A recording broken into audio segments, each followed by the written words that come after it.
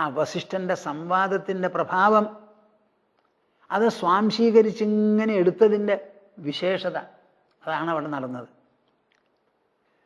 സമ്യഗാലോകനാത് സത്യാത് വാസനാ പ്രവിലീയതേ വാസനാ വിലയേ ചേതഃ ശാമ്യത്യസ്നേഹദീപവത്.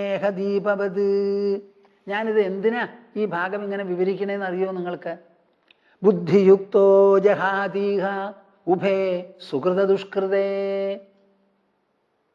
ആ ഒരു ശ്ലോകം, ബുദ്ധിയുക്തോ ജഹാതീഹ, ബുദ്ധിയോഗം. ബുദ്ധിയോഗം എന്താണ്? ആ ബുദ്ധിയോഗം ബുദ്ധിയെടുത്ത് തത്വവിചാരം ചെയ്ത് ആ തത്വവിചാരത്തിലൂടെ നമ്മുടെ മനസ്സിൽ അതിൻ്റെ മംഗള സ്വാധീനം തൊടുത്ത് തൊടുത്ത് തൊടുത്ത് തൊടുത്ത് ഇങ്ങനെ വിടുക.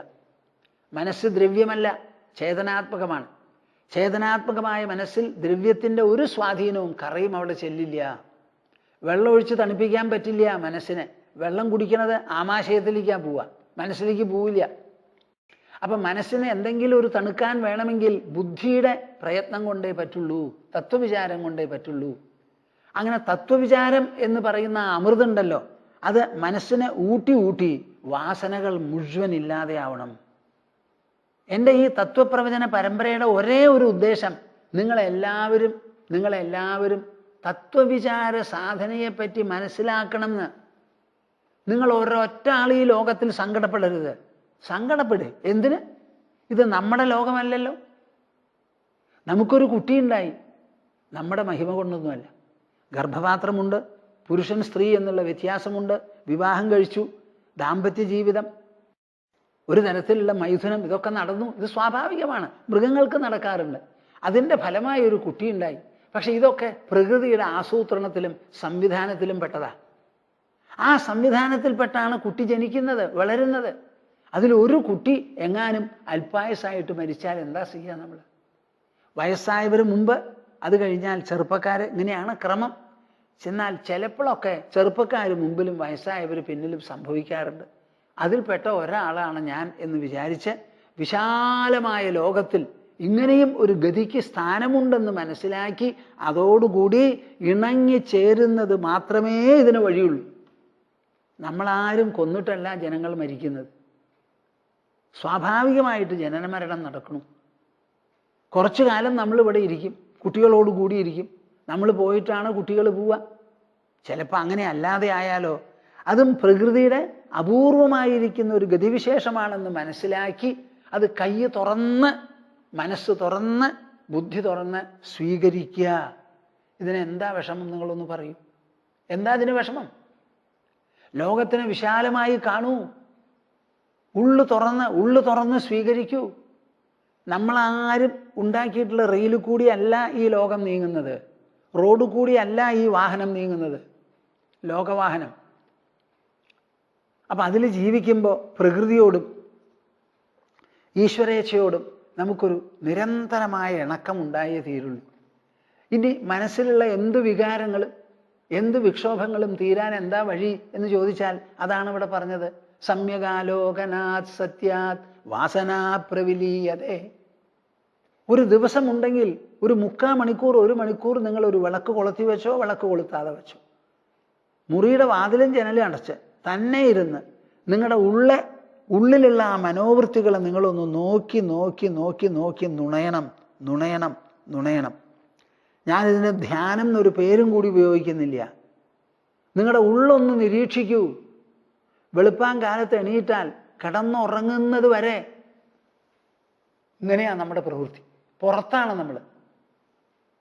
പുറത്ത് നത്തുപോലെ നോക്കിക്കൊണ്ട് ഓരോന്നിങ്ങനെ പ്രവർത്തിച്ചു കൊണ്ടിരിക്കും. ഉള്ളിലേക്ക് എന്തെങ്കിലും ഒരു പോഷകമുണ്ടാക്കാൻ വേണ്ടി നിങ്ങൾ എന്തെങ്കിലും ഒന്ന് ചെയ്യുന്നുണ്ടോ എന്ന് എന്നോട് പറയൂ. വെളുപ്പാൻ കാലത്ത് എണീറ്റു, ബാത്റൂമിൽ പോയി, ചായ കുടിച്ചു, ന്യൂസ് പേപ്പർ കിട്ടി, വായിച്ചു, അത് കഴിഞ്ഞ് ഷെയ്വ് ചെയ്തു, കുളിച്ചു, ഓടി ആഫീസിലേക്ക്. അവിടെയും ബാഹ്യപ്രവർത്തനമാണ്. എണീക്കണത് മുതൽക്ക് ബാഹ്യമാണ്. ആന്തരം എപ്പോഴാണ് ഉള്ളത്? അപ്പോൾ ഉള്ളിലുള്ള സാധനം ചെലവ് ചെയ്യുകയാണ് നമ്മൾ പ്രവൃത്തികൾ മൂലം. വയറ്റിനാണെങ്കിൽ അതിന് സമാന്തരമായി ഭക്ഷണം കൊടുക്കണം, വെള്ളം കുടിക്കണം. മനസ്സിന് നിങ്ങൾ എന്ത് ഭക്ഷണമാണ് കൊടുക്കുന്നത്? എന്തെങ്കിലും ഒന്ന് കൊടുക്കുന്നുണ്ടോ? ഈ ബാഹ്യ വ്യവഹാരങ്ങൾ മുഴുവൻ കുറച്ചു നേരത്തേക്ക് നിർത്തി ആ ഉള്ളിലുള്ള മനസ്സിനെ, അന്തരാത്മാവിൽ നിന്നുള്ള ആ വൈഭവം കുറച്ചിങ്ങോട്ട് കടഞ്ഞെടുത്ത് അതിൻ്റെ ഉള്ളിലേക്ക് ഏൽപ്പിക്കാൻ നിങ്ങൾ എന്തെങ്കിലും ചെയ്യുന്നുണ്ടോ? അതിൻ്റെ ഒരു അപൂർണ രൂപം, ഒരു തുടക്കമാണ് കുട്ടികളോട് നാമം ജപിക്കൂ, ക്ഷേത്രത്തിലൊന്ന് പോകൂ, പ്രദക്ഷിണം വയ്ക്കൂ എന്നൊക്കെ പറയണത്. അതാണ് വേണ്ടത്. എന്താണെന്നറിയോ? ഒരു വഴിക്കും പോകാതെയും വരാതെയും ഇരുന്നിടത്തിരുന്ന് കൈ കോർത്ത് മടിയിൽ വെച്ച് കണ്ണടച്ച് നമ്മുടെ ഉള്ളിൽ നടക്കുന്ന ആ മനഃപ്രക്രിയ ഉണ്ടല്ലോ, എങ്ങനെയാണ് ചിന്തകൾ ഉണ്ടാവുന്നത്, വിചാരങ്ങൾ ഉണ്ടാവുന്നത്, ആലോചന എവിടുന്ന് വന്നു, എവിടെ നിൽക്കുന്നു, എവിടെ അസ്തമിക്കുന്നു, ഉദ്ഭവം എവിടെ, നിലനിൽപ്പ് എവിടെ, വിലയം എവിടെ, ഇതൊക്കെ നിങ്ങളുടെ ഉള്ളിലാണ്. അതിനെ ഒന്ന് തുറന്ന് കണ്ടുകൂടെപ്പാ? ഇത് മാത്രമേ നിങ്ങൾ ചെയ്യണ്ടൂ. അത് ചെയ്യുമ്പോൾ അറിയാം മനസ്സിന് അന്നേ വരെ ഇല്ലാത്ത ഗുണമൂല്യങ്ങളും മഹിമകളും ശക്തികളും പ്രഭാവങ്ങളും ആത്മവിശ്വാസവും സമുദ്രത്തിൽ അല വരുന്ന പോലെ വരും. ലോകത്തിൽ ഒരു വളർച്ചയും പുറമേ നിന്ന് അകത്തേക്കില്ല. സർവ്വ വളർച്ചയും ഉള്ളിൽ നിന്ന് പുറത്തേക്കാണ്. നിങ്ങൾക്ക് വളരാനുണ്ടെങ്കിൽ അത് ഉൾമണ്ഡലം വഴിയാണ്. ആണ്. ശരീരത്തിൻ്റെ വളർച്ച 21 വയസ്സായപ്പോൾ നിന്നു കഴിഞ്ഞു. അത് അവിടുന്ന് അങ്ങോട്ട് ക്ഷയിക്കുകയാണ് ചെയ്യുന്നത്. ഒരു അഡൾട്ട്, പ്രായപൂർത്തി വന്നവൻ്റെ വളർച്ച മുഴുവനും മനോബുദ്ധി വികാസമാണ്. ആ വികാസം ഗുണമൂല്യങ്ങളിലൂടെയാണ്. ഒരു ഭാഗത്ത് വിശ്വാസം, ഒരു ഭാഗത്ത് പ്രതീക്ഷ, എന്തുണ്ടെങ്കിലും ശുഭാപ്തി വിശ്വാസം. ഈ ലോകം എന്നെ തോൽപ്പിക്കാനുള്ളതല്ല, ജയിപ്പിക്കാനുള്ളതാണ്. ഈ ലോകഹസ്തങ്ങളിൽ ഞാൻ എപ്പോഴും നന്നാവും. എനിക്ക് പരമാവധി ഞാൻ ബാഹ്യമായി സംഭാവന ചെയ്യും. ആന്തരമായി എത്രയും ഞാൻ ഈ ലോകത്തിൽ നിന്ന് എടുത്ത് ധന്യമാകും. വരുന്നത് സ്വീകരിക്കും, പോകുന്നത് തള്ളിക്കളയും. പുറമേ എനിക്ക് തോൽവിയുണ്ടെങ്കിലും ജയമുണ്ടെങ്കിലും ഉള്ളുകൊണ്ട് ഞാൻ തോൽക്കില്ല. എനിക്ക് സ്ഥിരജയമാണ്, അനന്ത വിജയിയാണ് ഞാൻ. ഈ വിചാരങ്ങൾ നമ്മൾ വളർത്തിയെടുക്കണം. ഇതിനാണ് സൈക്കോ ഇന്റലക്ച്വൽ ഡെവലപ്മെന്റ് എന്ന് പറയുന്നത്. I am asking every one of you, have you ever tried to improve your psychology? Have you ever thought of the idea like psycho-intellectual improvement, psycho-intellectual refinement, psycho-intellectual excellence, achievement? നിങ്ങൾ ആരെങ്കിലും ഇങ്ങനെ ഒരു concept എടുത്ത് ചിന്തിച്ച് നോക്കിയിട്ടുണ്ടോ? ഉണ്ടാവില്ല. നല്ല watch കെട്ടണം, നടക്കണം, പോണം, ഇരിക്കണം, ഇതൊക്കെ ശരീരത്തിൻ്റെ മോടികളാണ്. ശരീരത്തിനുള്ള മോടി പിടിപ്പിക്കലാണ് ഇത് മുഴുവനും. മനസ്സിന് അലങ്കാരം. എന്താ അലങ്കാരം മനസ്സിന്? കണ്ണാടിയുടെ മുമ്പിൽ ചെന്ന് ചീർപ്പെടുത്തിട്ട് 15 മിനിറ്റ് ചീകും. അത് വല്ലവർക്കും കാണാനാ, നമുക്ക് കാണാനില്ല. നമുക്ക് കാണണമെങ്കിൽ നമ്മുടെ മനസ്സിനെ നാം അലങ്കരിക്കണം. ഇവിടെ പറയുന്നു യോഗധാരാവലിയിലെ ശങ്കരാചാര്യൻ, പ്രത്യഗ് വിമർശാതിശയേന പുംസാം പ്രാചീനഗന്ധേഷു പലായിതേഷു പ്രാദുർഭവേത് കാചിദജാഡ്യനിദ്ര പ്രപഞ്ചചിന്താം പരിവർജയന്തി. എത്ര വിശേഷപ്പെട്ട ശ്ലോക. ഈ ശ്ലോകവും ഞാൻ സന്യാസം എടുക്കുന്നതിന് മുമ്പ് കൽക്കത്തയിൽ വെച്ച് വായിച്ചതാണ്. പ്രത്യഗ് വിമർശാതിശയേന പുംസാം പ്രാചീനഗന്ധേഷു പലായിതേഷു പ്രാദുർഭവേത് കാചിദജാഡ്യനിദ്ര പ്രപഞ്ചചിന്താം പരിവർജയന്തി. പ്രേക്ഷകരെ, എൻ്റെ അരുമ പ്രേക്ഷകരെ ഒന്ന് കേട്ട് മനസ്സിലാക്കൂ. നമ്മൾ വിചാരിക്കും നമുക്ക് കാണാനുള്ളത് ഭഗവാനെയാണ്. ദിവ്യകൈശോരവേഷം എന്ന് പറഞ്ഞ് ഇങ്ങനെ നടക്കുന്നവർ ചിലരുണ്ട്. മിന്നും പൊന്നിൻ കിരീടം തരിവടകളകം കാഞ്ചി പൂഞ്ചേലമാല, അങ്ങനെ ഒരു വക. ഇതൊക്കെ പുറത്ത് കാണാനുള്ളതാണപ്പാ. ഈ പുറം കാണിച്ചു തരുന്നത് നമ്മുടെ ഉള്ളാണ്. ആ ഉള്ളിലേക്ക് പ്രവേശിക്കൂ.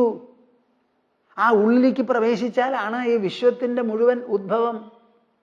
ശരിയായിട്ടുള്ള ജഗതീശ്വരൻ ഉള്ളിലാണ്, പുറത്തല്ല. ഉള്ളിൽ നിന്നാണ് ഈ പുറമുണ്ടാവുന്നത്. ഉള്ള പുറം എന്നുള്ള പ്രതീതികൾ പോലും ഉള്ളിൽ ജനിക്കുന്നതാണ്. അപ്പൊ എന്തു വേണം? പ്രത്യഗ് വിമർശാതിശയേന പുംസാം. സാധാരണ മനുഷ്യർക്ക് പ്രത്യഗ് വിമർശ അതിശയേന, ഞാൻ എന്നിങ്ങനെ പറയുന്നുണ്ടല്ലോ. ആ ഞാൻ്റെ ആണ് എല്ലാം. ആ ഞാൻ്റെ മനസ്സ്, ഞാൻ്റെ ബുദ്ധി, ഞാൻ്റെ അഹങ്കാരം, ഞാൻ്റെ ദേഹം, ഞാൻ കാണുന്ന ലോകം. ഇതിൽ ഈ വസ്തുക്കൾ അനവധി ഉണ്ടെങ്കിലും ഉള്ളിലും പുറത്തുമായി ഇത് കാണുന്നവൻ, ദ്രഷ്ടാവ്, ദൃക്ക് ഒന്ന് മാത്രമാണ്. അതാണ് ഈ ഞാൻ. എനിക്ക് എന്ത് കംപ്ലൈന്റ് ഉണ്ടെങ്കിലും എനിക്ക് വന്നു എന്നാ പറയണത്. അപ്പൊ ഈ ജ്ഞാനം മനസ്സിലാക്കാതെ ഇരിക്കുന്നിടത്തോളം കാലം നിങ്ങളുടെ രോഗവും അപൂർണതയും എങ്ങനെ മാറുന്നാ പറയണത്? എങ്ങനെ മാറും? എൻ്റെ ആഗ്രഹം ഇല്ലാതെയാവണമെങ്കിൽ ഞാൻ ആഗ്രഹിക്കണോ വേണ്ടയോ? ഞാൻ എങ്ങനത്തവനാ?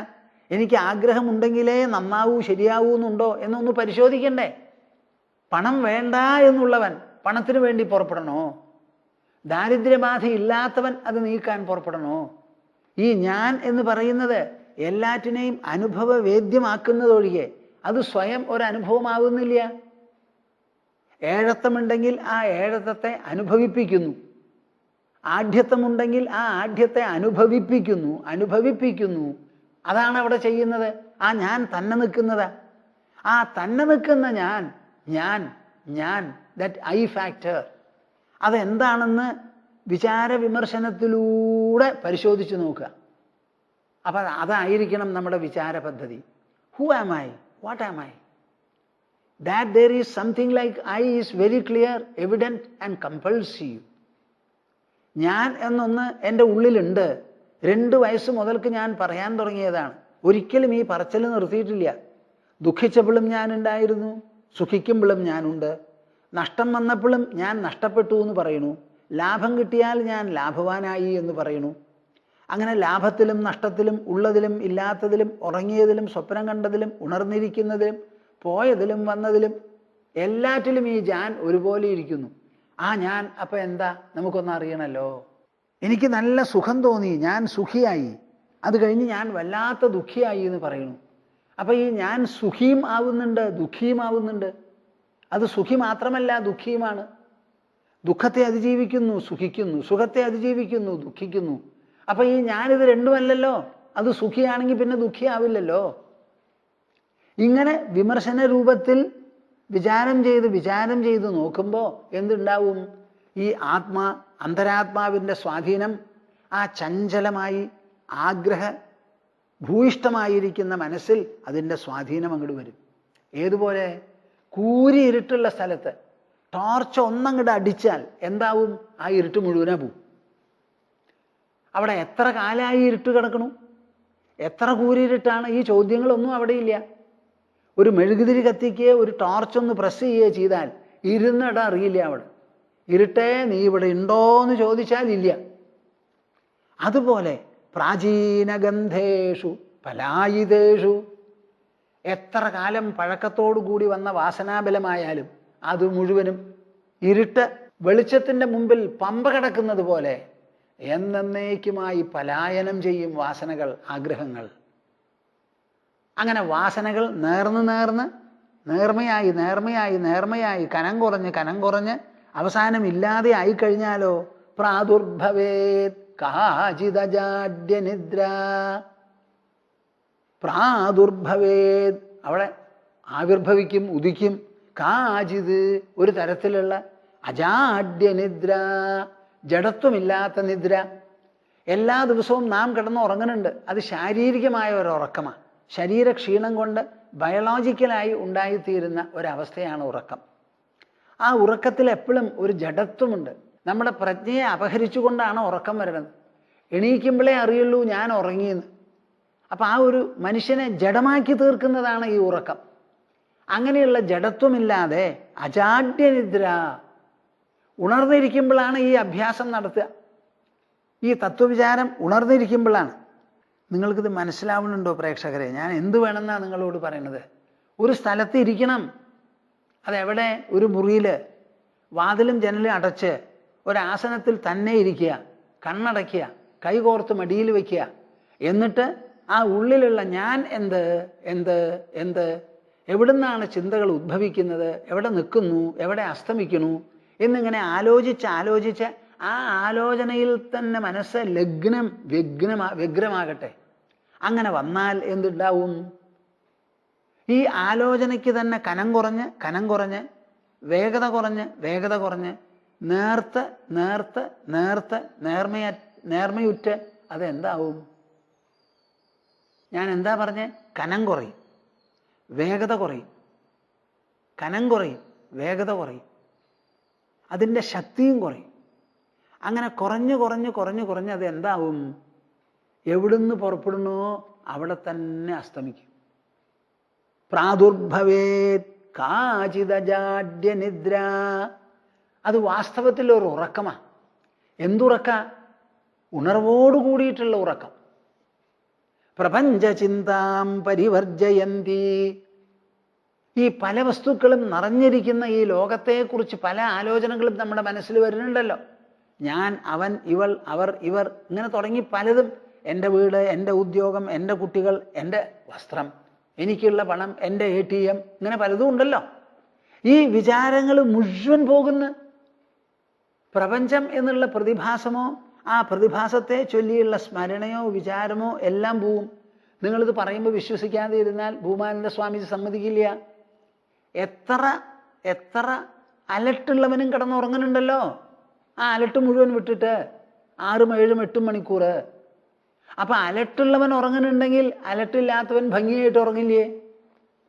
ഈ ഉറക്കം ശാരീരികമായി നമ്മളെ പിടിപെടുന്നതാ. ആ ഉറക്കമോ നമ്മൾ സാംസ്കാരികമായി നമ്മളിൽ ഉളവാക്കുന്നതാണ്. ഒന്ന്, ഒരു പ്രയത്നത്തിൻ്റെ ഫലമായി വന്നു ചേരുന്നു. ഒരു അച്ചീവ്മെൻ്റായി, ഒരു ഫ്രൂഷനായി, ഒരു ഫുൾഫിൽമെൻ്റായി വരുന്നു. നമ്മുടെ പ്രയത്നത്തിൻ്റെ ഒരു സഫലീകരണമായി ഉണ്ടാകുന്നതാണ് അജാഡ്യമായിരിക്കുന്ന നിദ്ര. പ്രപഞ്ചചിന്താം പരിവർജയന്തി. അങ്ങനെ ഒന്നും ഉണ്ടായിക്കഴിഞ്ഞാൽ അപ്പോഴാണ് ഒരു മനുഷ്യൻ ആലോചിക്കേണ്ടത്. അതുവരെ ഇത് എങ്ങനെ കിട്ടുമോ എന്ത് എന്നുള്ള ആലോചനയായിരുന്നു. ഇത് കയ്യിൽ കിട്ടിയാൽ എനിക്ക് ഉണർവോട് കൂടിയിട്ടുള്ള ഉറക്കം എങ്ങനെ സംഭവിച്ചു? ഉണർവാണല്ലോ ശരീരത്തിനെ ഉജ്ജീവിപ്പിച്ച് നിർത്തുന്നത്. ആ ഉണർവിൽ നിന്നാണ് വിചാരം, അതിൽ നിന്നാണ് വികാരം, അതിൽ നിന്നാണ് ഭാവങ്ങൾ. അതുതന്നെയാണ് സ്മരണ ഉണ്ടാക്കുന്നത്, മറവി ഉണ്ടാക്കുന്നത്. ചോദ്യം അതിൻ്റെയാണ്, ഉത്തരം അതിൻ്റെയാണ്, എല്ലാം അതിൻ്റെയാണ്. അങ്ങനെ എല്ലാറ്റിൻ്റെയും ഉറവിടത്തിലേക്ക് ഞാൻ ചെന്നു. തത്വവിചാരത്തിലൂടെ മനസ്സിനെ ഇടപെടുത്തി. ആ ഇടപെടുത്തിയ മനസ്സിനെ കനം കുറച്ച് വേഗത കുറച്ച് നേർമ നൽകി അവസാനം അത് എന്തായി? 100, 89, 65, 45, 32, 11, 9, 7, 6, 3, 2, 1, 0. ഇതേമാതിരിയായി അത്. അപ്പം ആ 0-ൽ അങ്ങോട്ട് എത്തിക്കഴിഞ്ഞാൽ നിങ്ങൾ ഉദ്ഭവസ്ഥാനത്ത് എത്തിക്കഴിഞ്ഞു. അവിടെ നിന്നുള്ള വിരിച്ചലാണ് പിന്നെ അടക്കുപെട്ടിയിൽ നിന്ന് വരുന്ന മാതിരി. അതിനെക്കുറിച്ച് ആലോചിക്കണം. ആലോചിച്ചിട്ട് ഈ ലോകം മുഴുവനും വിഷയമാണ്, ഓബ്ജക്റ്റാണ്. ആ ലോകത്തെ മുഴുവൻ കാണുന്ന ഒരു വിഷയി സബ്ജക്റ്റ് ഉണ്ട്. ആ സബ്ജക്റ്റാണ് ഞാനിപ്പോൾ എത്തിച്ചേർന്ന സ്ഥാനം എന്ന് പറഞ്ഞ് നിങ്ങൾ തുള്ളിച്ചാടണം. ചിലർക്കതിന് സാധിക്കില്ല. അവർ വിചാരിക്കും ഇതിപ്പോൾ എന്താ, പലതും ഉള്ളതുപോലെ ഒരു അമാവാസി വന്നു എന്ന് വിചാരിക്കും.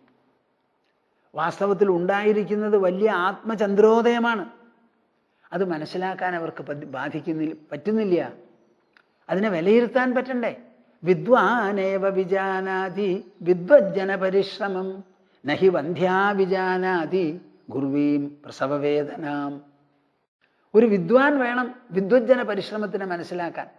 അപ്പം ഈ സാധന ചെയ്ത് ഇങ്ങനെ ഒരു ഉദ്ഭവ സ്ഥാനത്ത് എത്തിയാൽ അതിനെ വേണ്ടതുപോലെ മനസ്സിലാക്കി അപഗ്രഥിച്ച് വിലയിരുത്തി ആ നിധി എനിക്ക് കയ്യിൽ കിട്ടി എന്ന് പറഞ്ഞ് അതിനെ വിലമതിച്ച് ജീവിക്കാനുള്ള മഹത്വം നമുക്ക് വേണം.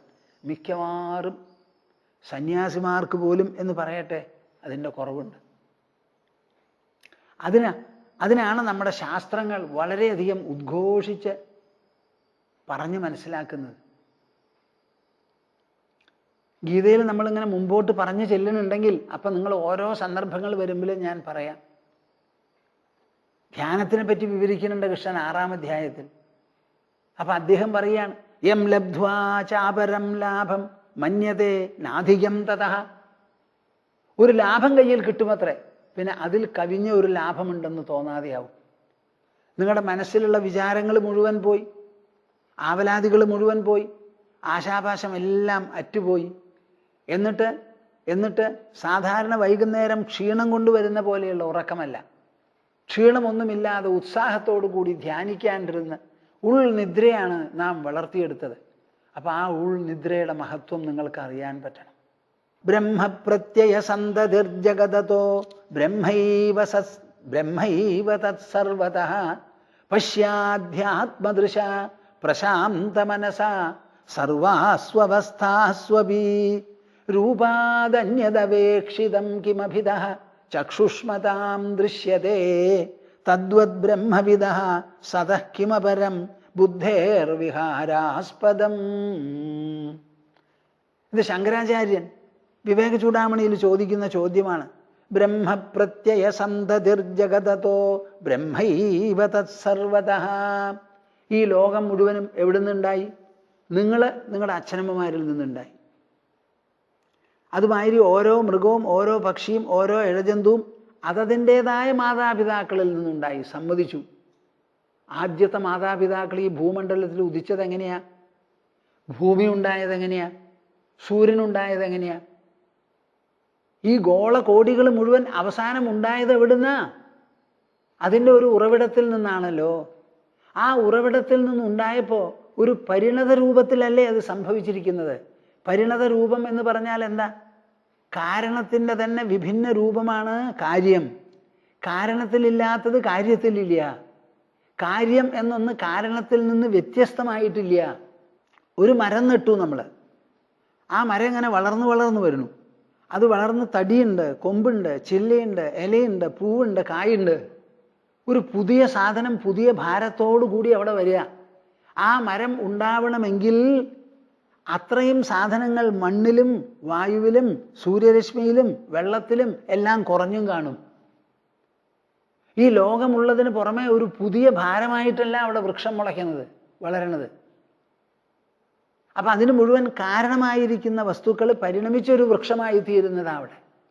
ഇവിടെ ഒരു കൂടുതൽ എന്നൊന്നുമില്ല, ഒരു കുറവുമില്ല. എങ്ങനെയാ കുറയുക? എവിടേക്കാ പോവുക?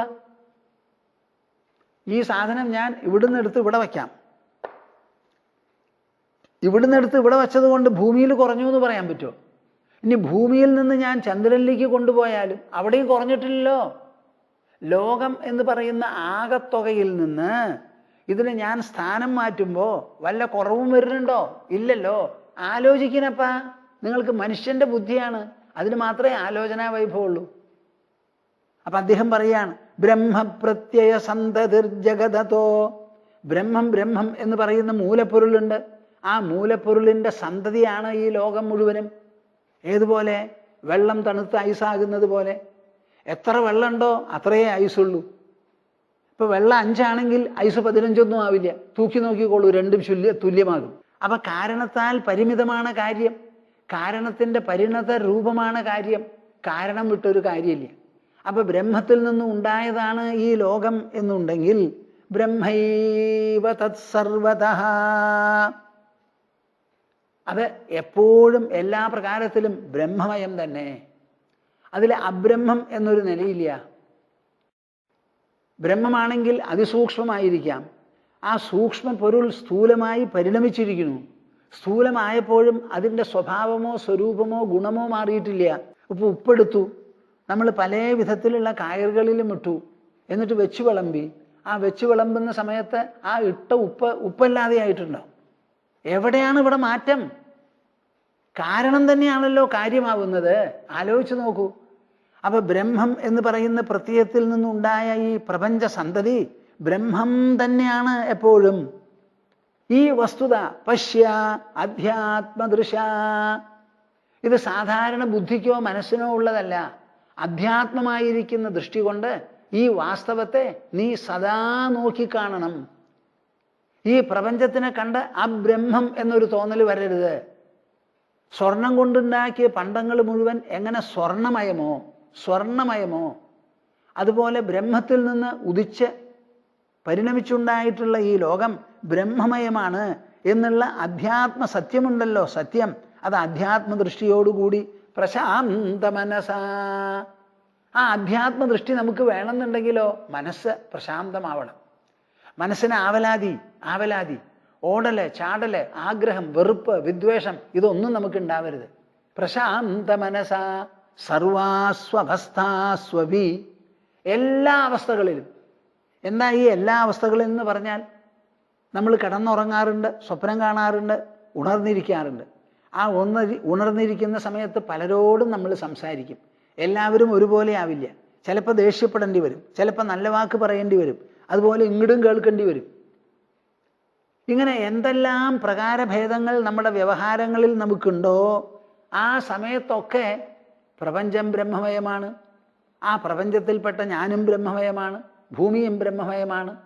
ആ ബ്രഹ്മമയത്വം എന്നുള്ള ഭാവമോ ധാരണയോ ഉറപ്പോ തീരുമാനമോ മനസ്സിൽ നിന്ന് പതറരുത്. സർവാസ്വവസ്ഥാസ്വവി. അത് ഏതുപോലെ എന്ന് ചോദിച്ചാൽ ഒരു ഉദാഹരണം പറയണം, വളരെ വിശേഷപ്പെട്ടൊരു ഉദാഹരണം. രൂപാദന്യതവേക്ഷിതം കിമഭിദഃ ചക്ഷുഷ്മതാം ദൃശ്യത്തെ. കണ്ണുള്ളവർ മുഴുവൻ നോക്കുമ്പോൾ ആകൃതിയും രൂപവും പ്രകാശവുമല്ലാതെ വേറെ എന്തെങ്കിലും കാണുന്നുണ്ടോ? പ്രേക്ഷകരെ, നിങ്ങൾ മനസ്സിലാക്കുന്നുണ്ടോ? എൻ്റെ കൂടെ ഉണ്ടോ? എൻ്റെ കൂടെ ഉണ്ടോന്നാ ചോദിക്കണേ. കണ്ണുള്ളവർ കണ്ണു തുറന്നാൽ നിറങ്ങളും ആകൃതികളും പ്രകാശങ്ങളും അവർ കാണുന്നില്ലേ എപ്പോഴും? അപ്പൊ കണ്ണു തുറന്നാൽ രൂപം കാണുന്നത് പോലെ ചക്ഷുഷ്മതാം ദൃശ്യതേ തദ്വത്. അതുപോലെ ബ്രഹ്മവിദഃ, ബ്രഹ്മത്തെ വേണ്ടതുപോലെ വിചാരം ചെയ്ത് അനുഭവിച്ചറിഞ്ഞിട്ടുള്ളവരുണ്ടല്ലോ. സതഃ കിമപരം, സദാ സ്ഥിതി ചെയ്യുന്ന സത്തായിരിക്കുന്ന ബ്രഹ്മമല്ലാതെ അവരുടെ ബുദ്ധിക്ക് ബുദ്ധേർവിഹാരാസ്പദം, ആലോചിക്കാനോ രസിക്കാനോ വിനോദിക്കാനോ ആയി വേറെ എന്തുണ്ട്? ഒരു ബ്രഹ്മജ്ഞാനിയുടെ ബുദ്ധിയിൽ ബ്രഹ്മം മാത്രമേ ഉള്ളൂ, ബ്രഹ്മം മാത്രമേ ഉള്ളൂ. അത് പാഞ്ചഭൗതിക പ്രപഞ്ചമാകാം, അന്തരംഗത്തിലുള്ള മനസ്സും ബുദ്ധിയും അഹങ്കാരവുമാകാം, ജാഗ്രസ്വപ്ന സുഷുപ്തി എന്ന് പറയുന്ന അവസ്ഥകളാകാം, ധർമ്മം ധർമ്മം എന്ന പരിഗണനയാകാം, പാപം പുണ്യം എന്ന പ്രത്യയമാകാം, സ്വർഗം നരകം എന്ന പ്രതീതികളാകാം, അജ്ഞാനം ജ്ഞാനം എന്ന വ്യത്യാസങ്ങളാകാം. ഇതൊക്കെ കണ്ണ് രൂപം രചിക്കുന്നത് പോലെ ഓരോന്നിങ്ങനെ രചിക്കുന്നതാണ്. അതിൻ്റെ മൂലപ്പൊരുൾ എപ്പോഴും ഒന്ന് ഒന്ന് ഒന്ന്. രൂപാദന്യതവേക്ഷിതം കിമഭിദശ്ചക്ഷുഷ്മതാം ദൃശ്യതേ. കണ്ണുള്ളവർക്ക് രൂപമല്ലാതെ എന്തെങ്കിലും കാണപ്പെടുന്നുണ്ടോ? അതുപോലെ ബ്രഹ്മജ്ഞാനിക്ക് സത്തിൽ നിന്ന് വ്യത്യാസപ്പെട്ട ഒരു വസ്തുവും അവരുടെ ബുദ്ധിക്ക് വിഹരിക്കാനായിട്ടില്ല. ഇതാണ് കൗബീന പഞ്ചകം, വളരെ വിശേഷപ്പെട്ടത്. നിങ്ങളെല്ലാവരും കേട്ടു ചൊല്ലേണ്ടതാ. ചിലരിവിടെ വന്നപ്പോൾ ആ കൗബീന പഞ്ചകം സ്വാമിജി എത്ര വിശേഷപ്പെട്ടതാ. വേദാന്തവാക്യേഷു സദാരമന്തഃ, വേദാന്തവാക്യേഷു സദാരമന്തഃ. ഉപനിഷത്തുകൾ പ്രഖ്യാപിക്കുന്ന പല കാര്യങ്ങളുമുണ്ട്, സത്യങ്ങൾ. ആ സത്യങ്ങളെ ഉരുവിട്ട് പഠിക്കുക, ഇടയ്ക്കിടയ്ക്ക് ഓർമ്മ വയ്ക്കുക, ചൊല്ലുക, ബാക്കിയുള്ളവർക്ക് പറഞ്ഞു കൊടുക്കുക. ഇങ്ങനെ സ്വയം ആലോചിച്ച് ആ വേദാന്ത വാക്യങ്ങളിൽ സദാരമന്തഃ, എപ്പോഴും അതിലാണത്രേ ആരമണം, രമിക്കല്. സാധാരണക്കാർക്ക് രമിക്കാൻ എന്തൊക്കെ വേണം?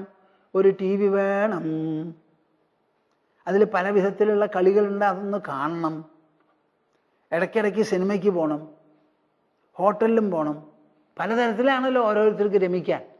ഇവരോ വേദാന്തവാക്യേഷു സദാരമന്തഃ.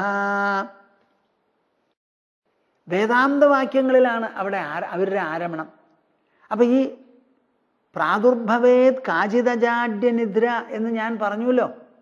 ആ മനസ്സൊക്കെ കെട്ടണഞ്ഞ് നമുക്ക് ജഡത്വമില്ലാത്തൊരു നിദ്ര, ആ നിർവികൽപ്പ സമാധി നമുക്ക് അനുഭവപ്പെടും. ആ അനുഭവപ്പെട്ട് കഴിഞ്ഞാൽ ഇതൊരു തീപ്പൊരി പോലെയാ. അതിനെ ഹു ഹു ഹു ഊതി ചകിരിയൊക്കെ വെച്ച് അതിനെ അങ്ങനെ പ്രകാശിപ്പിച്ചു കൊണ്ടുവരണം. എന്നിട്ടോ ആ അനുഭവം തന്നെയാണ് എനിക്ക് 24 മണിക്കൂറും എന്നുള്ള നിലയിലെത്തണം. അവിടെയാണ് നമ്മുടെ ബുദ്ധിയുടെ കുശലത, സാധകന്റെ വ്യഗ്രത, അസാധാരണമായിരിക്കുന്ന കഴിവും മികവും അവിടെയാണ്. അതാണ് എല്ലാ തത്വജ്ഞന്മാർക്കും സംസാരിക്കാൻ പറ്റുന്നില്ലല്ലോ, പറഞ്ഞു കൊടുക്കാൻ സാധിക്കുന്നില്ലല്ലോ. ഒരു സാധനം ഉണ്ടാവുന്നതൊന്ന്, പറഞ്ഞു കൊടുക്കുന്നത് വേറെ ഒന്ന്. ഒരേ ക്ലാസ്സിൽ 40 കുട്ടികൾ പഠിക്കും. നമുക്കിവിടെ ഡോക്ടർമാരുണ്ട്, മെഡിക്കൽ കോളേജുണ്ട്. ആ മെഡിക്കൽ കോളേജിൽ എത്ര ടീച്ചേഴ്സ് ഉണ്ടാവും? അവർ പഠിപ്പിച്ചു കൊടുക്കുന്നവരോ വിദ്യാർത്ഥികൾ അനവധിയാണ്. നൂറുകണക്കിന് ആയിരക്കണക്കിന് വിദ്യാർത്ഥികളെ പഠിപ്പിക്കും. അതിൽ നിന്ന് പഠിപ്പിക്കാനുള്ളവരോ പരമാവധി 55 പേരുണ്ടാവും. അപ്പോൾ ഈ 55 പേരാണ് പഠിപ്പിക്കാൻ, ബാക്കിയുള്ളവർക്ക് പറ്റണില്ല. അവർക്ക് ആവശ്യം എന്താ? വല്ല വിധവും മെഡിക്കൽ കോഴ്സ് കംപ്ലീറ്റ് ചെയ്ത് ഒരു ഡോക്ടർ ആവണം, ഹയർ എഡ്യൂക്കേഷന് പോകണം, എന്നിട്ടോ ഇടത്തെ കൈകൊണ്ടും വലത്തെ കൈകൊണ്ടും മേടിക്കണം. അവർക്ക് അതാണ് താല്പര്യം. ഞാൻ എങ്ങനെ പഠിച്ചുവോ അതേപോലെ ഈ വിദ്യ ബാക്കിയുള്ളവർക്ക് പകർന്നു കൊടുക്കണം എന്ന് പറഞ്ഞ് ആ മെഡിക്കൽ വിദ്യാഭ്യാസം വെറും ഒരു തൊഴിലാക്കാതെ ഒരു സബ്ജക്റ്റിൻ്റെ നോളേജ് ആക്കി തീർത്ത് ആ നോളേജിൽ പ്രാവീണ്യം വളർത്തി ഞാൻ ഇതുപോലെ മറ്റു വിദ്യാർത്ഥികളെയും പഠിപ്പിക്കാം എന്ന് പറഞ്ഞ് അറിവിനോട് ആഭിമുഖ്യവും വാത്സല്യവും തോന്നി കുട്ടികളെ പഠിപ്പിക്കാൻ പുറപ്പെടുന്ന വിദ്യാകുശലന്മാർ എത്ര പേരുണ്ട്? നിങ്ങൾ ആലോചിച്ച് നോക്കൂ. എല്ലാ വിഷയത്തിലും ഇതാ. പലപ്പോഴും ഞാൻ ആലോചിക്കും, ഈ ഡോക്ടർമാരെ ഉണ്ടാക്കി തീർക്കുന്ന മെഡിക്കൽ കോളേജിലെ അധ്യാപകന്മാരുണ്ടല്ലോ, അവർക്ക് അധികം ശമ്പളമൊന്നുമില്ല. അവർ പഠിപ്പിച്ച കുട്ടികൾക്കോ ലക്ഷക്കണക്കിന്, ഒരു മാസം 4 ലക്ഷം ഉറുപ്പികയാണ്. സ്റ്റൊമക്കിൽ പ്രൊസീജിയേഴ്സൊക്കെ നടത്തുന്നവർക്ക് 5 ലക്ഷം 6 ലക്ഷം. ഇന്നാളൊരു കാർഡിയോളജിസ്റ്റ് എന്നോട് പറയുമായിരുന്നു, 5 ലക്ഷം ഉറുപ്പിക എനിക്ക് ഓഫർ ചെയ്തിരിക്കണത് റിട്ടയർമെൻറ്റിന് ശേഷം. ഈ പഠിപ്പിക്കുന്ന അധ്യാപകന്മാർക്കോ ഇവരെയൊക്കെ കാർഡിയോളജിസ്റ്റ് ആക്കിയവർക്കോ അവർക്ക് കഷ്ടിച്ച് 1 ലക്ഷം ഉണ്ടോ എന്നുള്ള കാര്യം സംശയമാണ്. നമ്മുടെ രാജ്യം അതിനെ വേണ്ടതുപോലെ വിലയിരുത്തുന്നില്ല. പഠിപ്പിക്കുന്നവർക്കൊക്കെ നല്ല വരുമാനം കൊടുക്കണം. നല്ല മനുഷ്യർ വന്ന് പഠിപ്പിക്കട്ടെ. 2ാം തരം 3ാം തരക്കാർ വേണ്ട നമുക്ക്. അപ്പോൾ അനുഭവിക്കണതൊന്ന് ബ്രഹ്മജ്ഞാനം. ആ അനുഭവിച്ച ബ്രഹ്മജ്ഞാനത്തോടൊരു മതിപ്പ് തോന്നി, ഒരു ആഭിമുഖ്യം തോന്നി, ബാക്കിയുള്ളവർക്ക് പറഞ്ഞ് മനസ്സിലാക്കണം എന്ന് വിചാരിച്ച് പുറപ്പെടുന്നുണ്ടല്ലോ, ഇത് വല്ലാത്ത ഒരു കുശലതയാ. അതാ അതിനു മുമ്പ് കൃഷ്ണൻ പറഞ്ഞത്. എന്താ പറഞ്ഞേ? ആശ്ചര്യവത് പശ്യതി കശ്ചിദേനം ആശ്ചര്യവത് വദതി തഥൈവ ചാന്യഃ ആശ്ചര്യവത് ചൈനമന്യഃ ശൃണോതി ശ്രുത്വാപ്യേനം വേദന ചൈവ കശ്ചിത്. വെറുതെയാണോ പറഞ്ഞത്? ഈ കൃഷ്ണൻ ഉപനിഷത്ത് തത്വങ്ങളെ കുരുക്ഷേത്ര രണഭൂമിയിൽ ഇങ്ങനെ ഭംഗിയായി യുദ്ധം ചെയ്യിപ്പിക്കാൻ പറ്റിയ തരത്തിൽ അർജുനൻ ഉപദേശിച്ചു കൊടുത്ത്, ആ ഉപദേശത്തിൽ ഈ അധ്യാത്മശാസ്ത്രം മുഴുവനും 18 അധ്യായത്തിൽ ഉൾക്കൊള്ളിച്ച് ധ്യാനവും ഉൾപ്പെടുത്തി, ജ്ഞാനകുശലത ഉൾപ്പെടുത്തി, അവസാനം ജ്ഞാനനിഷ്ഠ സന്യാസം ഇതൊക്കെ കൂട്ടിച്ചേർത്ത് അവിടെ വെച്ച് ഉപദേശിച്ചു. ഒരു പക്ഷേ അർജുനൻ തന്നെ പ്രതീക്ഷിച്ച് കാണില്ല. അർജുനൻ്റെ ആവശ്യം മോഹവും മൗഢ്യവും മാറി ഗാണ്ഡീവം കയ്യിലെടുത്ത് പടപൊരുതണം എന്നേ ഉണ്ടായിരുന്നുള്ളൂ. അവിടം കൊണ്ട് നിർത്തിയില്ല കൃഷ്ണൻ. ആ ഉപദേശം നീട്ടിക്കൊണ്ടുപോയി അധ്യാത്മശാസ്ത്രത്തിൻ്റെ എല്ലാ വശങ്ങളും ഉൾപ്പെടുത്തി വിശ്വരൂപവും കാട്ടിക്കൊടുത്ത് സംശയങ്ങൾ തീർത്ത് അർജുനനെ ജീവൻ മുക്തനാക്കിയിട്ടാണ് പറഞ്ഞയച്ചത്. ഇത് ഉപായപ്പെട്ട കഴിവാന്നാണ് നിങ്ങൾ വിചാരിക്കുന്നത്? നിങ്ങൾ കൃഷ്ണൻ ഓടക്കുഴലി പി പി എന്ന് പറയുന്ന കൃഷ്ണനെ നിങ്ങൾക്ക് അറിയുള്ളൂ. എന്തുണ്ട്? ആ പീലി തലയിൽ ചാരി ആ ചുവന്ന ചുണ്ടിൽ ഓടക്കുഴൽ വെച്ച് മീ മീ എന്ന് വിളിച്ചു പശുക്കൾ. ഇതേ നിങ്ങളറിയുള്ളൂ. അതാണോ ഒരു കൃഷ്ണൻ്റെ യോഗ്യത? കൃഷ്ണൻ എന്ന് നിങ്ങൾ പറയണത് ബാലഗോപാലിനെ അല്ലല്ലോ കൃഷ്ണൻ എന്ന് പറയണത്. ആ കൃഷ്ണൻ്റെ യോഗ്യത ഇതാ. ആ പടക്കളത്തിൽ നിന്നുകൊണ്ട് അധ്യാത്മമായിരിക്കുന്ന ആ വിഭവത്തെ മുഴുവനും വിളമ്പിക്കൊടുത്തു അർജുനന്. പാവം അത് മുഴുവനും ഊണ് കഴിച്ചു, ഒട്ടും ബാക്കി വെച്ചില്ല അർജുനൻ. എത്ര കയ്യിൽ പായസ വിളമ്പിയത്? അത് മുഴുവനും കഴിച്ചു. എനിക്ക് യുദ്ധം ചെയ്യണം ഓടണം ചാടണം എന്നൊന്നും പറഞ്ഞില്ല.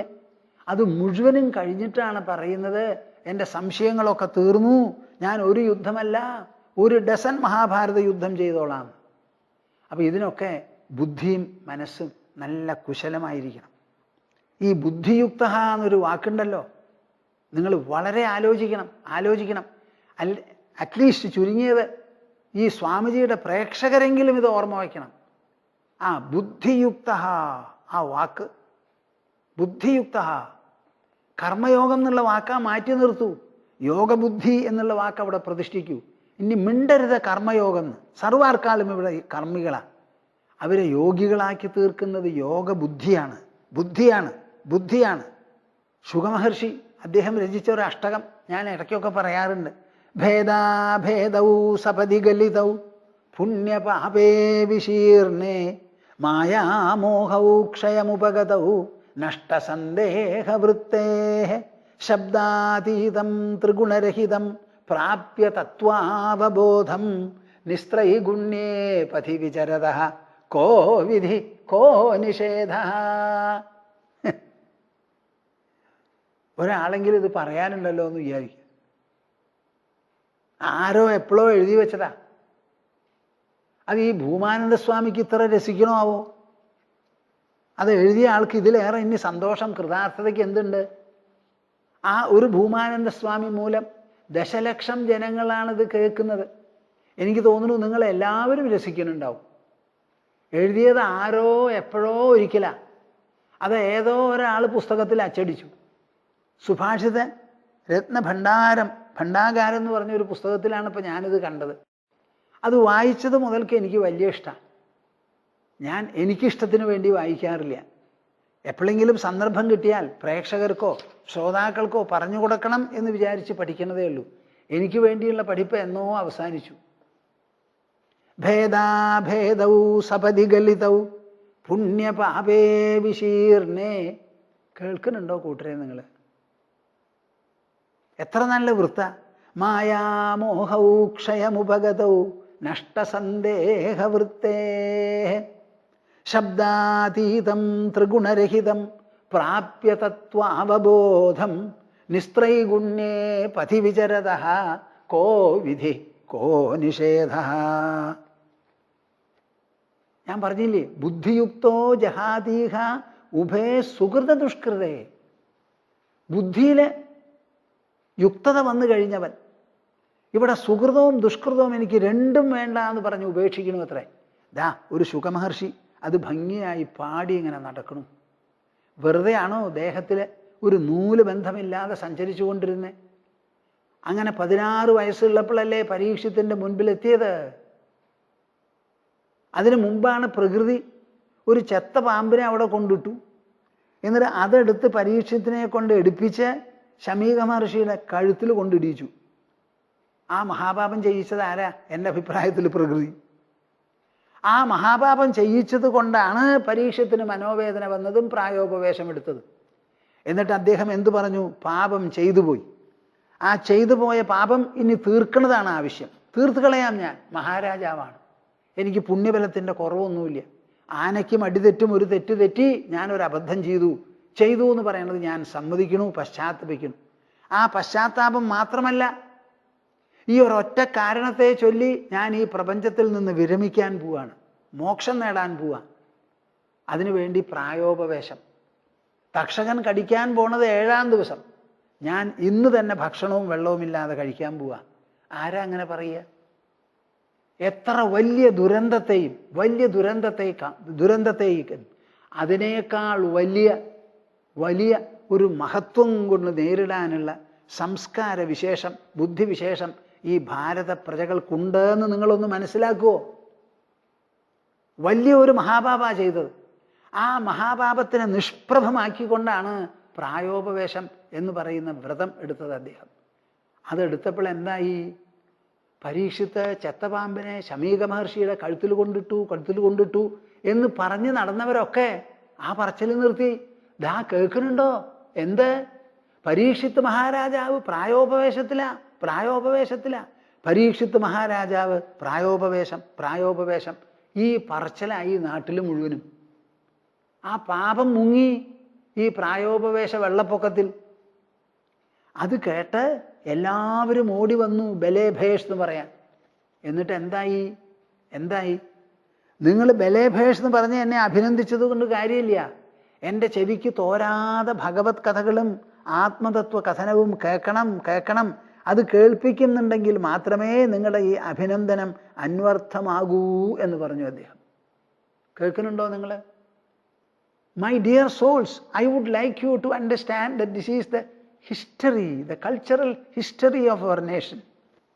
നിങ്ങൾ ഒരിക്കലും ഈ ഭാരതീയരെ ഏഴകളാണെന്ന് പറയരുത്, പാപ്പരന്മാരാണെന്ന് പറയരുത്.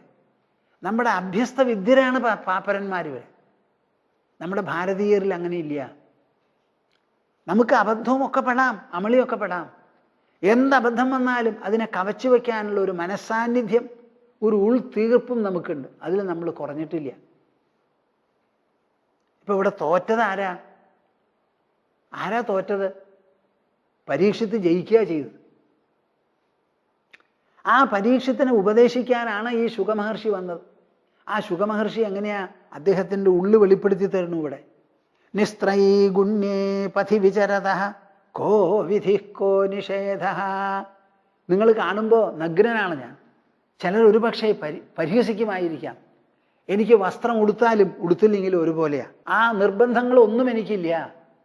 നമ്മുടെ വേദങ്ങളല്ല, ശാസ്ത്രങ്ങളല്ല, എന്ത് തന്നെ പാരമ്പര്യമായിക്കോട്ടെ, എന്ത് വിധിച്ചിട്ടുണ്ടോ നിഷേധിച്ചിട്ടുണ്ടോ ആ വിധി നിഷേധങ്ങളുടെ ഉള്ളിലല്ല എൻ്റെ മനസ്സ്. നിസ്ത്രൈഗുണ്യേ പഥി വിചരത. ഈ വിശ്വസൃഷ്ടി മുഴുവനും ത്രിഗുണങ്ങളുടെ പ്രകടനമാണ്. സൃഷ്ടിക്കുമ്പോൾ രജോ ഗുണം, നിലനിർത്തുന്നതിൽ സത്വഗുണം, ലയിപ്പിക്കുന്നതിൽ തമോ ഗുണം. ഈ 3 ഗുണങ്ങളുടെ പ്രകടന വിലാസമാണ്, പ്രതിഭാസമാണ് ഈ ലോകം. ആ 3 ഗുണങ്ങളെയും അതിജീവിച്ചിട്ടാണ് എൻ്റെ മനസ്സും ബുദ്ധിയും സഞ്ചരിക്കുന്നത്. അതുകൊണ്ട് ഞാൻ വേദവിധി നിഷേധങ്ങളിൽ പെടുന്നവനല്ല. അവരുടെ വിധി അനുസരിച്ച് എനിക്കൊരു സ്വർഗം വേണ്ട, ബ്രഹ്മലോകം വേണ്ട, ഇന്ദ്രലോകം വേണ്ട. അവരുടെ നിഷേധത്തിൽപ്പെട്ട് എന്നെ നരകത്തിലിട്ട് വറക്കാനും പോണില്ല. എൻ്റെ മനസ്സ് സ്വർഗനരകങ്ങളെ അതിജീവിച്ചു.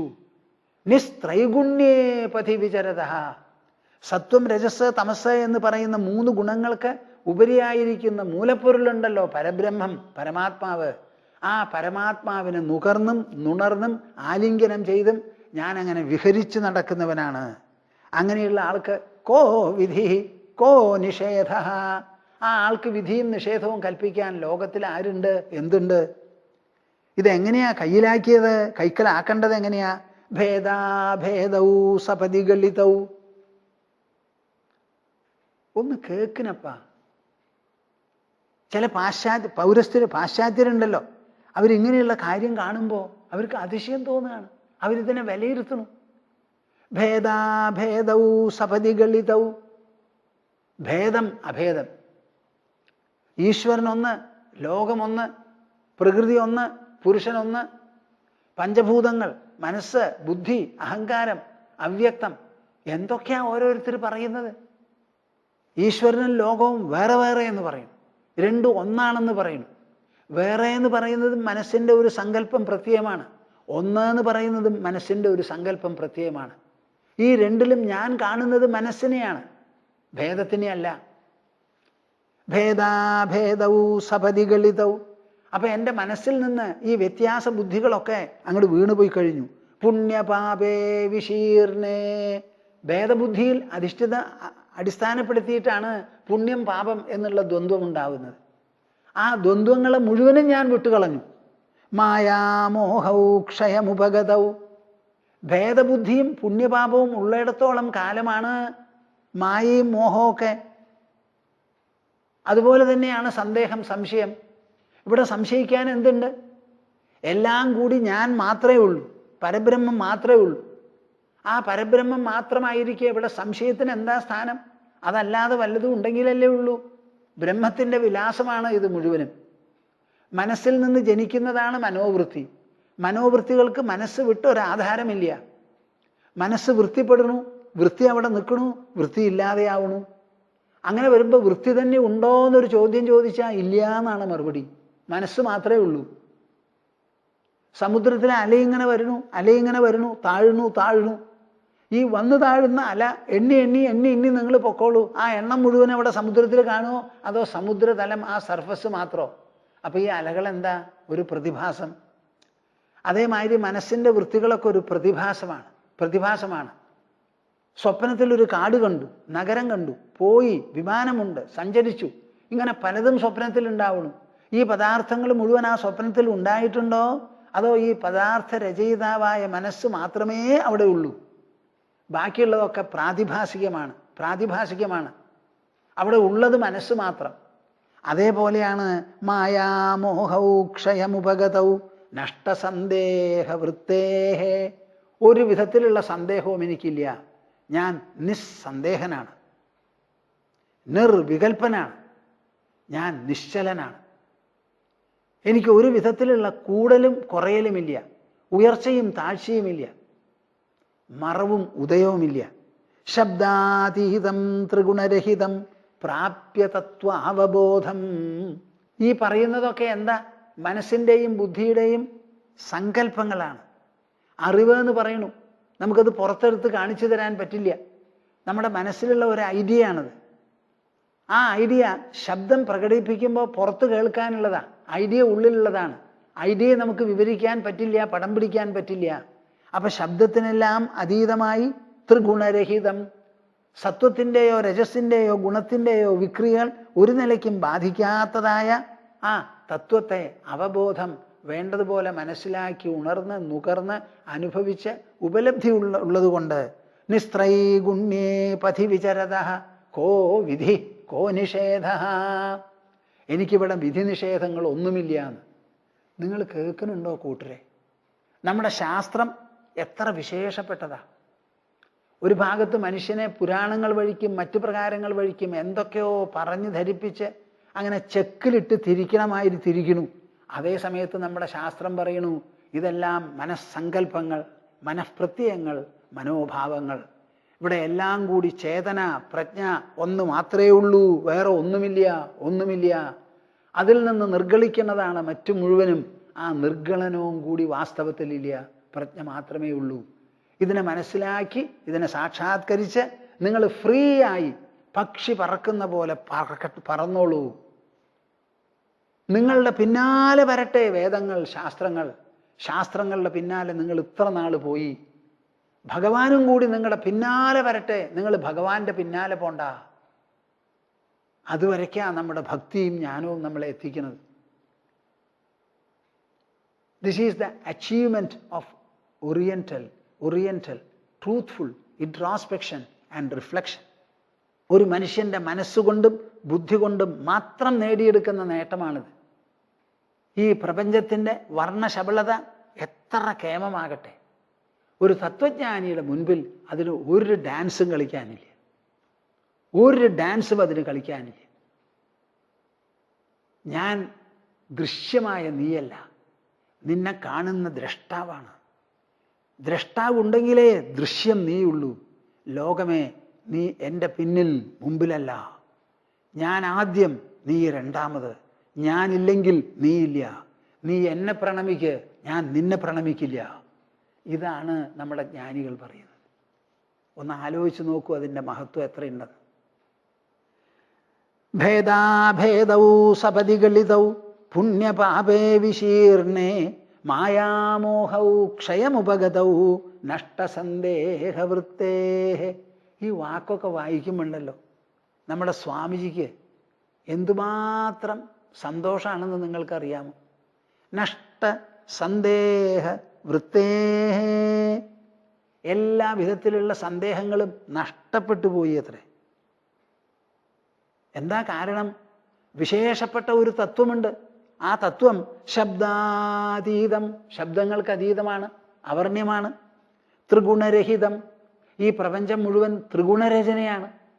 ആ ത്രിഗുണങ്ങളില്ലാത്തത്, ആ ഒരു തത്വത്തെ മനസ്സിലാക്കിയതിൻ്റെ പേരിൽ ഞാൻ നിസ്ത്രൈഗുണ്യ മാർഗത്തിൽ ആ വീതിയിൽ, ആ ദിവ്യവീതിയിൽ സഞ്ചരിക്കുന്നവനാണ്. എനിക്ക് ഒരു തരത്തിലുള്ള വിധിയും നിഷേധവും ബാധകമല്ല. അപ്പം ഇതിലെ എല്ലാറ്റിലും കർമ്മം, പ്രവൃത്തി, ക്രിയ, ആക്ടിവിറ്റി, ഇതാണ് നമ്മുടെ മുമ്പിലുള്ള ആഹ്വാനം. ഈ കർമ്മം ചെയ്യുന്നത് വളരെ കുശലമായി ചെയ്യണമെന്നുണ്ട്. നമ്മൾ ഒരിക്കലും പ്രവർത്തന മണ്ഡലത്തിൽ രണ്ടാമനായാൽ ശരിയാവില്ല, ഒന്നാമൻ തന്നെ ആവണം. പരീക്ഷയിൽ മാത്രമല്ല ഒന്നാമനായി പാസ്സാവണം എന്നുള്ള വിചാരം. ഏത് കർമ്മക്ഷേത്രത്തിലും നമുക്ക് തന്നിട്ടുള്ളത് അല്ലെങ്കിൽ നാം സ്വീകരിച്ചിട്ടുള്ള പ്രവൃത്തി ഭേഷായി സമർത്ഥമായി ചെയ്യാൻ സാധിക്കണം. നിങ്ങൾക്ക് എല്ലാവർക്കും വിചാരം ഈ കർമ്മത്തിൽ നിന്ന് വിരമിപ്പിക്കുന്നതാണ് അധ്യാത്മം എന്നാണ്. എന്നാൽ ഭഗവത്ഗീതയിൽ അടിമുടി അവതരിപ്പിച്ചോ പോകുന്നതായ ഈ യോഗമുണ്ടല്ലോ, ഇത് അർജുനനെ കൊണ്ട് സർവത്ര കുശലമായി പ്രവർത്തിക്കാനുള്ള ഒരു ഉപദേശമാണിത്. അപ്പം യോഗ കർമ്മസു കൗശലം എന്ന് പറഞ്ഞാണ് നിർത്തുന്നത്. അങ്ങനെ ഈ കൗശലം കർമ്മക്ഷേത്രത്തിൽ ഉണ്ടാവണമെങ്കിൽ ബുദ്ധിയുക്തനാവണം. സുഹൃതവും ദുഷ്കൃതവും നമ്മളെ ഭയപ്പെടുത്തുകയെ ആശിപ്പിക്കുകയെ ചെയ്യരുത്. ആശിക്കാനും പാടില്ല, ഭയപ്പെടുത്താനും പാടില്ല. അപ്പം അതിനാണ് ഈ ബുദ്ധി ഉപയോഗിക്കേണ്ടത്. ബുദ്ധി ഉപയോഗിച്ച് എങ്ങനെയാ ഈ മനസ്സിനെ സ്വാധീനിച്ചാൽ ഇങ്ങനെ ആവുക എന്ന് ചോദിച്ചാൽ, മനസ്സിൽ സ്വാധീനം ചെലുത്തി മനസ്സിനെ സമ്പന്നമാക്കാനുള്ള ഒരേ ഒരു ഉപകരണം ബുദ്ധിയാണ്. ഞാനിത് എപ്പോഴും പറയാറുണ്ട്. നമ്മുടെ അധ്യാത്മം എന്ന 3 അക്ഷരമെടുത്ത്, ഒരു പദമെടുത്ത് ഇത്രയധികം ശാസ്ത്രങ്ങളും ഗ്രന്ഥങ്ങളും ഏത് രാജ്യത്തിലാണ് നിങ്ങൾ കാണുക? ആ ബുദ്ധിയുക്തതയ്ക്ക് അത്രത്തോളം അർത്ഥമാണ്. നമ്മുടെ ബുദ്ധി ഉപയോഗിച്ച് ബാഹ്യലോകത്തിൽ ബാഹ്യവസ്തുക്കൾ ഗവേഷണം ചെയ്ത് പല കണ്ടുപിടുത്തങ്ങളും പുതിയ നിർമ്മാണങ്ങളും എല്ലാം ഉണ്ടാക്കാൻ പുറപ്പെടുന്നു എന്ന് പറഞ്ഞു. ഞങ്ങളുടെ ആശ്രമത്തിൽ ഞാനിവിടെ വരുന്നതിന് മുൻപ് മദ്രാസിൽ നിന്ന് ഒരു സ്ത്രീ ഒന്ന് വന്ന് കണ്ടിട്ട് പോകണം, നമസ്കരിക്കണം എന്ന് പറഞ്ഞു വന്നു. അങ്ങനെ സംസാരിച്ചുകൊണ്ടിരിക്കുമ്പോൾ പറയുകയാണ്, അവരുടെ ഒരു കുട്ടി 9ാം ക്ലാസ്സിൽ പഠിക്കുന്ന കുട്ടിയാണത്രേ. അപ്പോൾ പഠിപ്പിൽ അത്ര വലിയ വിദഗ്ധരാണെന്ന് പറഞ്ഞുകൂടാ, സാധാരണ പഠിക്കുന്ന കുട്ടിയാണ്. പക്ഷേ അനവധി സ്കൂളുകളെല്ലാം കൂടി ഒരു പരീക്ഷ നടത്തിയതിൽ റിമോട്ട് കൺട്രോൾ വെച്ച് 2 കിലോമീറ്റർ സഞ്ചരിച്ച് മടങ്ങി വരാവുന്ന ഒരു കൊച്ചു പ്ലെയിൻ ഉണ്ടാക്കിയത്രേ. ആര്? ഈ 9 വയസ്സായ കുട്ടിയും ഒരു സഹപാഠിയും കൂടി. എന്നിട്ട് 1ാം സമ്മാനം മേടിച്ചു എന്ന് പറയണ കേട്ടപ്പോൾ എന്നോ എവിടെയോ നടന്ന സംഭവമാണ്. ഭൂമാനന്ദ സ്വാമിജിക്ക് വലിയ സന്തോഷമായി. എന്താ അവിടെ കാണുന്നത് നമ്മൾ? ആ കുട്ടിക്കും ഉള്ളത് 2 കൈയാണ്, 2 കണ്ണാണ്, 2 കാലാണ്. എന്താ വ്യത്യാസം? വ്യത്യാസം ബുദ്ധിയിലാണ്. നമ്മുടെ സാധാരണ ഇങ്ങനെ ഈ ബുദ്ധി ഉപയോഗിച്ച് ബാഹ്യലോകത്തിൽ പല മികവുകളും കഴിവുകളും സാമർഥ്യങ്ങളും നമ്മൾ കാണിക്കാറുണ്ട്. മാജിക്ക് കാണിക്കുന്നവരുണ്ട്, സർക്കസ് നടത്തുന്നവരുണ്ട്, മെയ് അഭ്യാസങ്ങൾ റെസ്ലിംഗ് ഒക്കെ നടത്തുന്നവരുണ്ട്. അതൊക്കെ ബാഹ്യലോകത്തുള്ള കഴിവുകളും മെച്ചങ്ങളുമാണ്.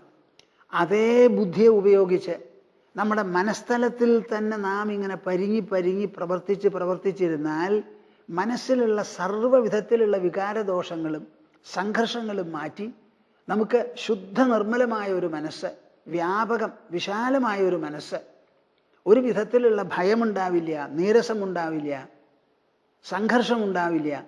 അങ്ങനെ തെളിഞ്ഞ ഒരു മനോമണ്ഡലം നമുക്ക് സാധ്യമാണ്. ആ മനോമണ്ഡലത്തോടു കൂടി പ്രവർത്തിക്കുമ്പോഴോ ഒരു കുഴപ്പമുണ്ടാവില്ല. അർജുനൻ ഇപ്പോൾ പേടിച്ചത് എന്തിനാ? ഈ മഹാഭാരത യുദ്ധം നടന്നാൽ നമുക്കൊക്കെ നരകത്തിലേക്ക് പോകേണ്ടി വരും എന്നാ പറയുന്നത്. നരകം എന്ന് പറഞ്ഞാൽ എന്താ? ദുഷ്കൃതത്തിൻ്റെ ഫലം. ഇനി സ്വർഗം വേണമെങ്കിലോ സുഹൃത ഫലം. ഇവിടെ കൃഷ്ണൻ പറയണത് സുഹൃതവും ദുഷ്കൃതവും ഇല്ല, അത് രണ്ടും വിട്ട് ഉയരുന്ന ബുദ്ധിയുക്തൻ. അപ്പോൾ ഒരു ബുദ്ധിയുക്തൻ്റെ സ്ഥാനവും മാനവും എന്താണെന്ന് നിങ്ങൾ മനസ്സിലാക്കണം. ആ ബുദ്ധി എന്ന് പറഞ്ഞതിനെ ഒപ്പിച്ച് ഞാൻ അതോട് ബന്ധപ്പെട്ട് പറയുകയാണ്. ശുഗമഹർഷി പറയുന്നു, നിസ്ത്രൈഗുണ്യേ പഥി വിചരത കോ വിധി കോ നിഷേധ. അർജുനൻ ഇപ്പോൾ പേടിച്ചത് എന്തിനാ? വേദവിധിയാ പേടിച്ചത്. ഇത് മഹാപാപാണ്, ഇത് ചെയ്താൽ നിനക്ക് എക്കാലത്തേക്കും നരകത്തിൽ പോകേണ്ടി വരും. നീ മാത്രമല്ല, കൃഷ്ണനടക്കം എല്ലാവർക്കും പോകേണ്ടി വരും. അവിടുന്ന് രക്ഷപ്പെടാൻ പറ്റില്ല എന്നുള്ള ഭയമാണ്. പാപവും ഭയവും നരകവും ഇതാണ് അർജുനൻ മുൻപിൽ കണ്ടത്. ഈ ബുദ്ധി ഉപയോഗിച്ച് തത്വമനനം ചെയ്ത് പരമാത്മതത്വത്തെ ഗ്രഹിക്കാൻ സാധിക്കുമെങ്കിൽ ആ ഗ്രഹണത്തിൻ്റെ ഉള്ളിൽ ഒതുങ്ങാത്ത ആവലാദികളില്ല, സംഘർഷമില്ല, നൂലാമാലകളില്ല, പ്രശ്നങ്ങളില്ല, ഒന്നും തന്നെ ഇല്ല എന്ന്. അപ്പം നിങ്ങൾ ഈ ബുദ്ധിയെ കുറച്ച് കാണരുത് കൂട്ടരെ. ബാഹ്യലോകത്ത് എങ്ങനെ നമ്മുടെ ബുദ്ധി മികവ് കാണിച്ച് പരിലസിക്കുന്നുവോ അതേമാതിരി ഈ ബുദ്ധിയെ അന്തർമണ്ഡലത്തിൽ പ്രയോഗിക്കൂ. നിങ്ങളുടെ മനസ്സിൻ്റെ ഇടുക്കം മുഴുവനും പോവും, സംശയം മുഴുവനും വഴിമാറും, സംഘർഷം നിങ്ങളെ ബാധിക്കില്ല, അടുക്കില്ല. ഉന്നതോന്നതമായിരിക്കുന്ന വിചാരങ്ങൾ, പുതിയ പുതിയ ആഴങ്ങൾ, ഉയരങ്ങൾ, വിസ്താരങ്ങൾ, സൂക്ഷ്മതകൾ, ഇതെല്ലാമാണ് നമുക്ക് ഉള്ളിൽ അനുഭവപ്പെടുക ഈ ബുദ്ധി കൊണ്ട് തത്വവിചാരം ചെയ്താൽ. അങ്ങനെ തത്വവിചാരം ചെയ്ത് ഞാൻ വേദങ്ങൾ അനുശാസിക്കുന്നതും വേദങ്ങൾ വാഗ്ദത്തം ചെയ്യുന്നതുമായ എല്ലാ കാര്യങ്ങളെയും വിട്ട് ഉയർന്നു. നിസ്ത്രൈഗുണ്യേ പഥി വിചരത കോ വിധി കോ നിഷേധ. എനിക്ക് മാർഗദർശനമായി ഒരു വിധിയുമില്ല, ഒരു നിഷേധവുമില്ല. ഞാൻ കാണുന്നത് മുഴുവൻ ഒരൊറ്റ തത്വമാണ്. ആ തത്വത്തിൽ വിഭജിക്കാനില്ല, വകതിരിക്കാനായിട്ടില്ല. അതിൽ നല്ലതൊരു ഭാഗം, ചീത്ത ഒരു ഭാഗം, വലത് കൈയും ഇടത് കൈയുമുണ്ട്. എല്ലാവരും ഇടത് കൈ മോശമാണെന്ന് പറയും. ഞാൻ ചോദിക്കുന്നു, എന്താ മോശം? ഇടത് കൈയും വലത് കൈയും കൂടിയിട്ടാണല്ലോ നമ്മുടെ സൃഷ്ടിവിശേഷം തന്നെ. ഇതിൽ ഇടത് വലത് എന്ന് പേരിന് പറയാമെങ്കിലും ഒന്ന് ഉയർന്നതും പിന്നെ ഒന്ന് താഴ്ന്നതും, ഒന്ന് ഉത്കൃഷ്ടം പിന്നെ ഒന്ന് നികൃഷ്ടം എന്നിങ്ങനെ പറയാൻ പറ്റില്ല. നമുക്ക് മലദ്വാരം താഴത്തുണ്ട്, മുഖദ്വാരം മുകളിലും ഉണ്ട്. ഒന്ന് ആവശ്യം മറ്റത് അനാവശ്യം എന്ന് പറയാൻ പറ്റുമോ? അപ്പൊ സാധാരണ ദൃഷ്ടിയാണ് ഈ വേർതിരിച്ച് കാണുന്നത്. ആ ഭേദബുദ്ധിയെ അതിജീവിക്കണം. അതാണ് ബുദ്ധിയുടെ മുൻപിലുള്ള ആഹ്വാനം, വെല്ലുവിളി.